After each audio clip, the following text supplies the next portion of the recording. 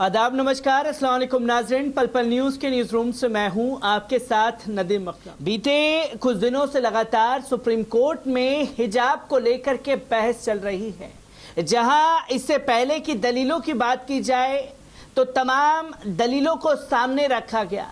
जहां हिजाब पर सुप्रीम कोर्ट के जजेस जो हैं सुधांशु धूलिया, वो खास तौर पर 22 याचिकाएं जो हिजाब को लेकर के लगी हुई हैं उस पर सुनवाई कर रहे हैं। जहां 3 दिन से लगातार बहस चल रही है, जहां हिंदू पक्षकारों की तरफ से दलीलें रखी गई तो वहीं मुस्लिम पक्षकार के वकील भी लगातार अपनी दलीलों को सामने रख रहे हैं। पर कल कुछ ऐसी तस्वीरें सामने आई जहां पर जजेस बुरी तरीके से भड़कते हुए दिखाई दिए।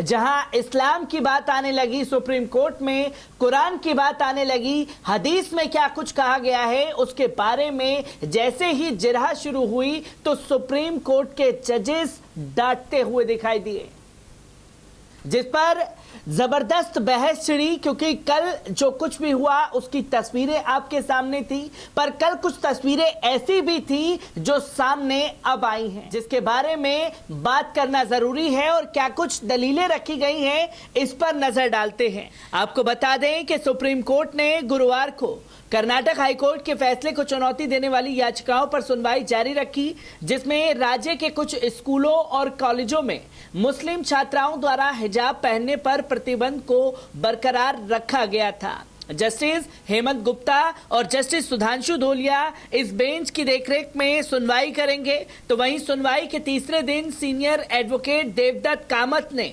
दलीलें शुरू की, जिनकी प्रस्तुति भारतीय संविधान के अनुच्छेद 25 भारत के हेलकर के वीटो के लागू होने और धर्म के वास्तविक अभ्यास बनाम जुझारू प्रदर्शन, यानी कि अंतर आत्मा की स्वतंत्रता और धर्म के बीच अंतर और क्या सरकारी आदेश प्रशासनिक रूप से सही था, इन बिंदुओं पर बहस की देवदत्त कामत ने, जहां पर तस्वीरें लोगों के सामने आई। सीनियर एडवोकेट कामत ने एक के बाद एक कई दलीलें रखी, जिसमें उनके साथ एडवोकेट निजाम पाशा ने अपना सबमिशन देते हुए हिजाब के संबंध में इस्लामी कानून के निषेधाज्ञा पर ध्यान केंद्रित करने की कोशिश की।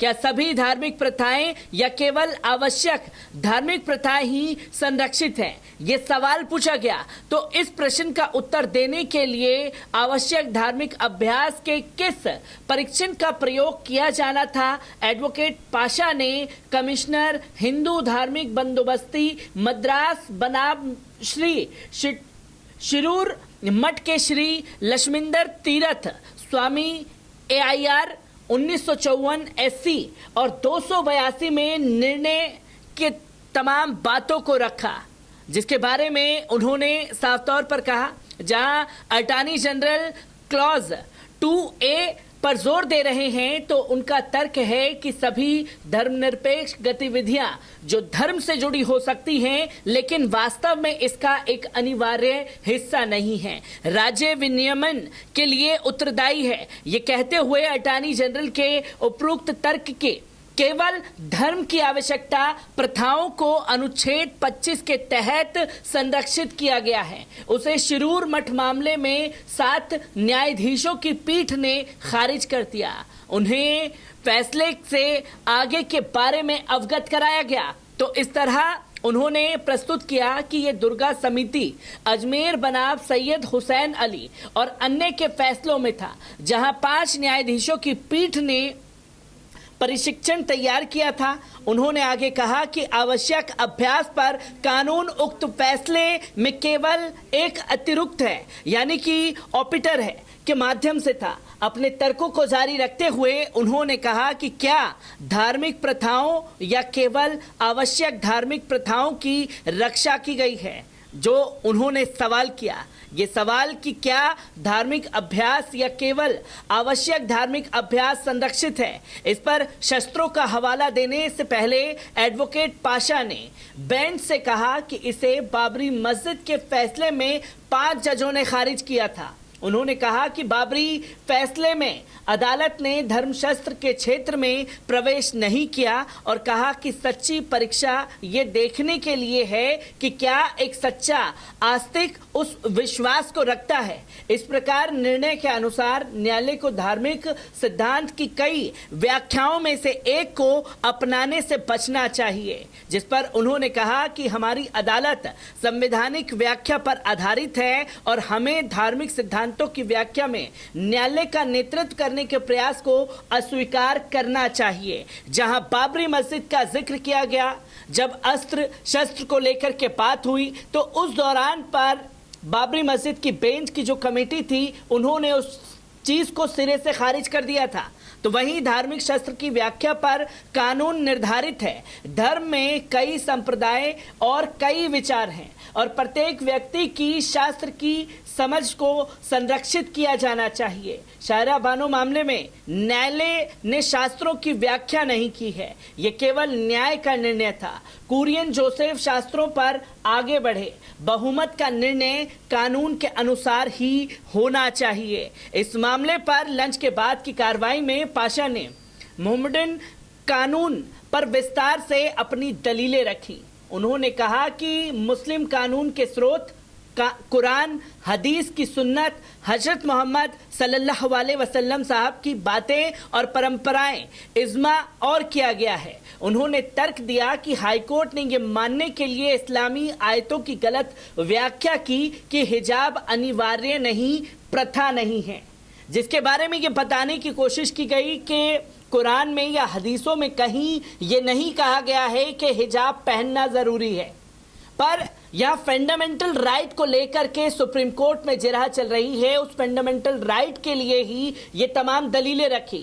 जहां इस्लाम का जिक्र होने लगा, जहां कुरान का जिक्र होने लगा, जहां हदीस के बारे में बोला जाने लगा, तो वहीं एडवोकेट पाशा ने प्रस्तुत किया कि हाईकोर्ट ने एक असंबंधित आयत का उल्लेख किया है जिसमें कहा गया था कि किसी को भी इस्लाम में परिवर्तित होने के लिए मजबूर नहीं किया जा सकता, ये मानने के लिए कि हिजाब अनिवार्य नहीं है।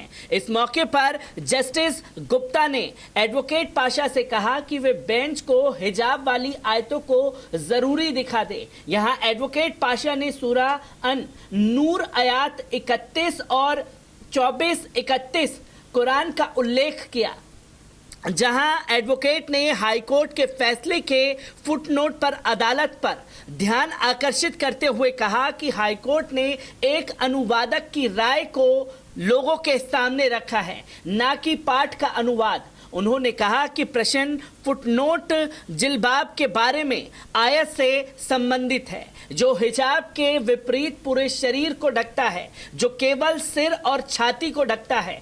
इस प्रकार लेखक अब्दुल्ला यूसुफ अली, जैसा कि हाईकोर्ट द्वारा संदर्भ कर रहे हैं, उन्होंने कहा कि जिलबाब अनिवार्य नहीं है, ये साबित करने के लिए कि हिजाब आवश्यक प्रथा है। एडवोकेट पाशा ने सूरा 24 का हवाला भी दिया, जहां उन्होंने साफ तौर पर कहा कि हाईकोर्ट द्वारा टिप्पणियों का गलत संदर्भ में उपयोग किया गया है।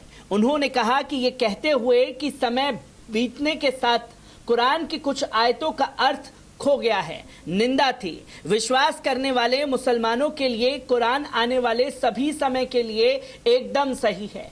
इसलिए ये कहना कि आयत समय के साथ अर्थ खो चुकी है, ईशा निंदा की सीमा है। जहां इन दलीलों को रखने की कोशिश की गई, तो वहीं इसमें 3 तलाक को भी जोड़ने की कोशिश की गई। और तमाम एडवोकेट पाशा की दलील को सुनने के बाद जस्टिस गुप्ता ने तुरंत इस तर्क को अप्रासंगिक बताते हुए खारिज कर दिया कि सिख धर्म के साथ तुलना अनुचित है। उन्होंने कहा कि सिखों के साथ तुलना उचित नहीं हो सकती। सिखों के 5K को अनिवार्य माना गया है, इसके लिए निर्णय है। कृपाण को ले जाना संविधान द्वारा मान्यता प्राप्त है, इसलिए प्रथाओं की तुलना ना की जाए। तो इसके लिए एडवोकेट पाशा ने टिप्पणी की कि संविधान में केवल कृपाण का उल्लेख किया गया है और अन्य के उल्लेख नहीं किया गया है।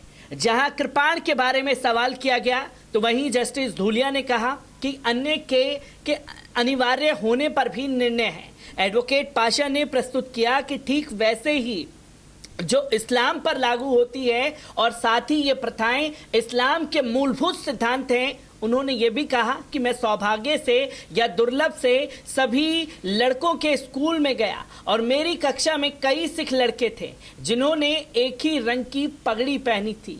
ये स्थापित किया कि इससे अनुशासन का उल्लंघन नहीं होगा।